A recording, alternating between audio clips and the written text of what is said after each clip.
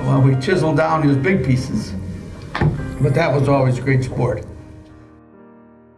Most of the children at that time wore long underwear, which was really very difficult to contend with. Our mothers washed on Mondays and ironed on Tuesdays, and they had a regular pattern for their week. So we usually wore the underwear for a whole week, and because sometimes it would take a week to get it dry, so that you would have two pairs. And we wore long stockings of the girls. The first day it would be easy to put on your stockings over your underwear, but the second day you would have to reach down, fold it over and put your hand on it, and then try to pull your stocking up over your hand and slip your hand out. And no matter how hard you tried, there were always big lumps all up your stockings. And we couldn't wait for spring to come so that we could take off our underwear. Sometimes children wore leggings, which had buttons from the ankle up to the knee, little tiny buttons that almost touched each other. And they had straps under the foot to keep them down. Now the boys, I remember in 5th grade that the boys were wearing knickers at that time. These were woolen pants that came down and bloused over their knees, and they had a band below their knee. And that particular year, quite a few of the boys for Christmas got socks and sweaters to match, which were very stylish.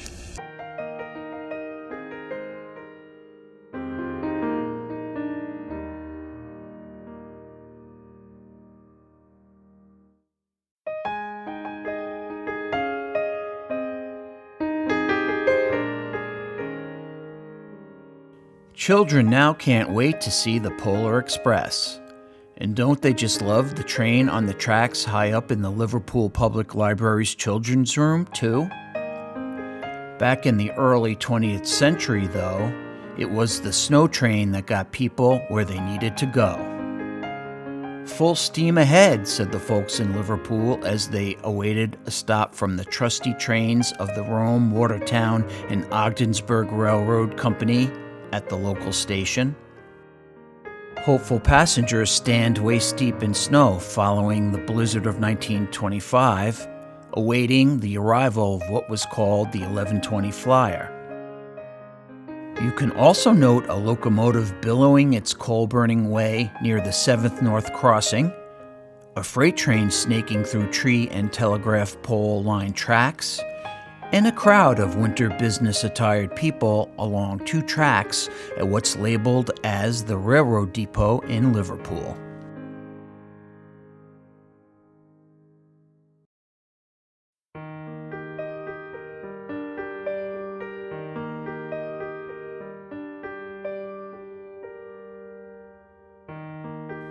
We were traveling to attend my brother's wedding. I had asked Harvey to fetch 6 pounds of indigo dye from the store as a gift for Mama. She did love the color blue. We were leaving on January 2nd, 1821, the beginning of the new year. We had been staying with Nancy and Jonathan, but that night we decided to spend in our new house on First Street, so we could say we could set up housekeeping. After a hearty breakfast at the Hicks home, we bundled ourselves into the sleigh and were off south, taking the fastest route for the festivities across the frozen lake. The bells on the harness jingled merrily as we glided over the hard surface of the lake. I imagined what mysteries lay in the icy cold waters below. Almost a month passed. Mr. Gilchrist of Salt Point was returning from Cold Springs with his young helper. At the place where Onondaga Creek empties into Onondaga Lake, the boy pointed out onto the ice and said, "Mr. Gilchrist, what's that white heap on the ice over there?" Mr. Gilchrist recognized it as a spotted horsehide trunk that his neighbor had made. There was a man's hat near it.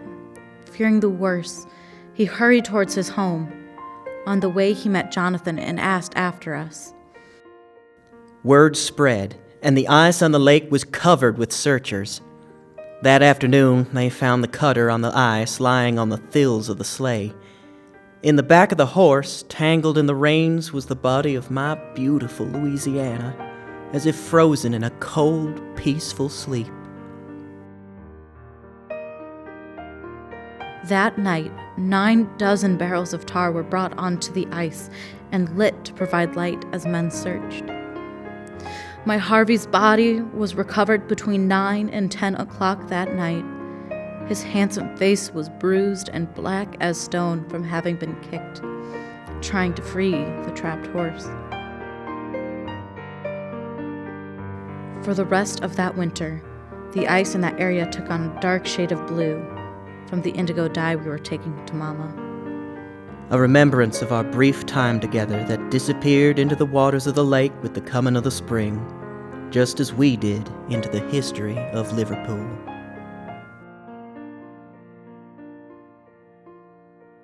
We are buried in Liverpool Cemetery. The inscription on the tombstone reads, "They were lovely and pleasant in their lives, and in their deaths were not divided."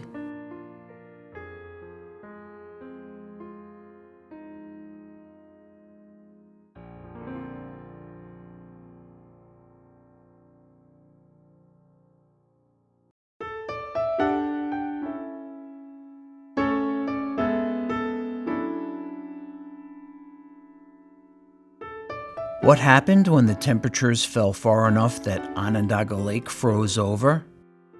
Out came the boats equipped for racing on top of the ice. Spirits and sails were high.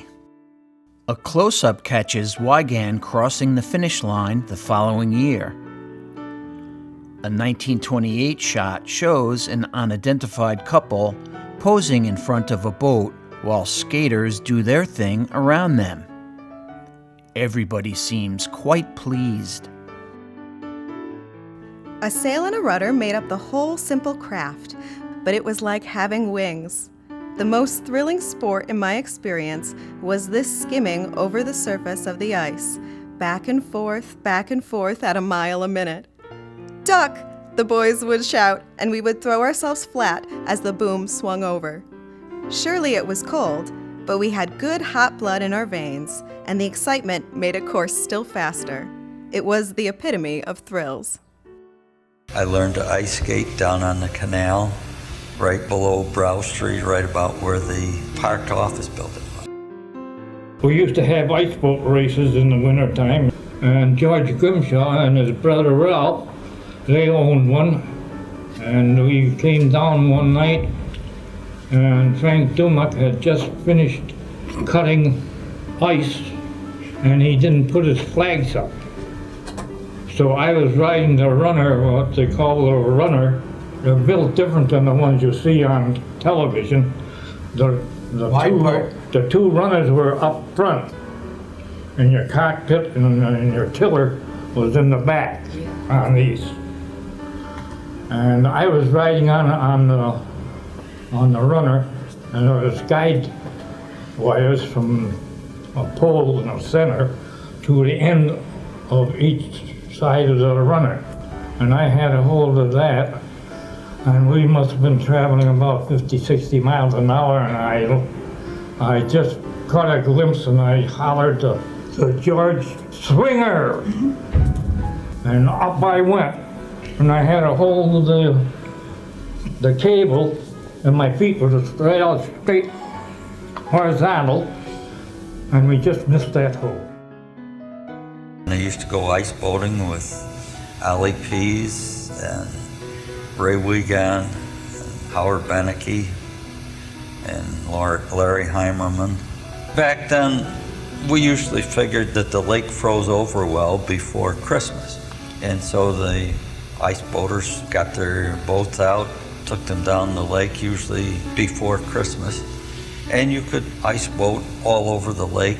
And at one time, we used to build the skate sails, homemade skate sails, and we'd sail on ice skates on the lake.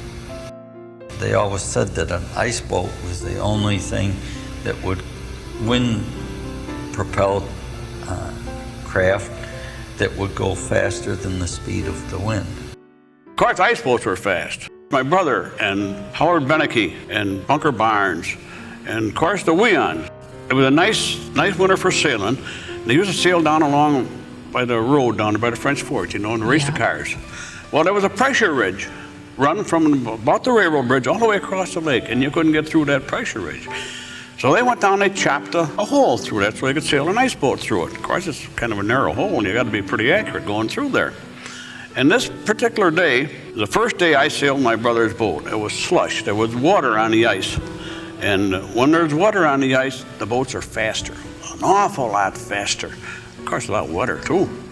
Well, I finally talked my brother in, let me sail the boat. He says, all right, now you go straight out and you turn up that way into the wind, then you come right back here again. Don't go too far. So, dumb as I am, I couldn't follow simple instructions. If you know anything about boating, you never turn an ice boat with the wind, because when you do, it picks it up and throws that back around just like a whip. It did, and it threw me right out of it, right into that slushy old water. Well, my brother comes out and got me in the boat back to shore, and I went home and got some dry clothes on. And I'm not trying to sail anymore. Hey, I don't want to sail. I'll ride with you. So that's good. But going down through that pressure ridge, old Ollie Pease, he had the flapper fanny. That's down here in the building yet. And the Weons, they had their big boat. They could sail too pretty easy on that thing. And they was both heading for that opening there through the pressure ridge. Well, somehow or other they collided. Everybody got thrown out. There they go, sitting on their bottom side, going down on through that water, splashing all over heck, and they wound up at the pressure ridge. Of course, the boat stopped, The boat just stopped. My brother Tom and I was along there, and we picked them up and took the Weons up to their boat. And they went back and got Ollie P. They were all soaking wet. Nobody got hurt. Got plenty wet, but not hurt. Years and years later, I had a boat I built. It was called the Cold Lightning. It was steered with the front runner. And it was easy to set up. And I headed out to Oneida Lake. We were sailing up back of Boreals out in there. Yeah. Because the county stopped us from sailing down here. I think the county bought the lake and they controlled it. They wouldn't let you sail anymore. Well, we was sailing on Oneida Lake. And I had this little boat. My wife thought I went to work. So I was out there sailing all by myself. And I sailed over there and back South Bay by Terry's restaurant in there. Yeah. I was sailing in the bay. And I take off again, and there's these two kids racing their hot rods down on the ice, I didn't think nothing of it. I just sail around, sail right on by them, and pull in the shore, warm up a little bit, and they come in. How fast would you go? I don't know. I can speed amber on this thing. Well, we were doing about 75, and he went right on by us. So, hey, that's the only way I got to judge my speed, Yeah. The kids were mad at heck. They thought they had something good going. Here comes a little old man down with a chunk of canvas up on a stick. Beat the heck right out of them.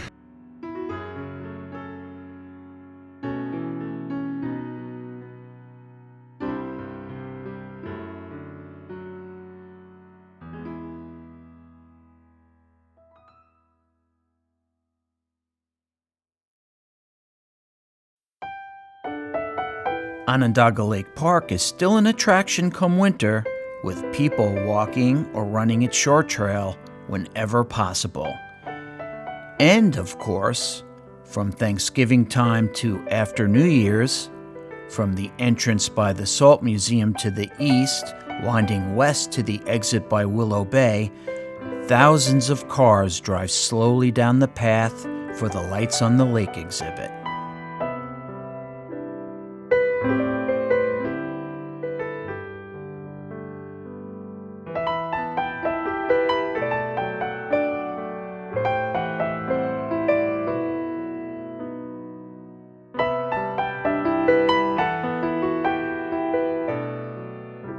A traditional winter passage for families right along the shore.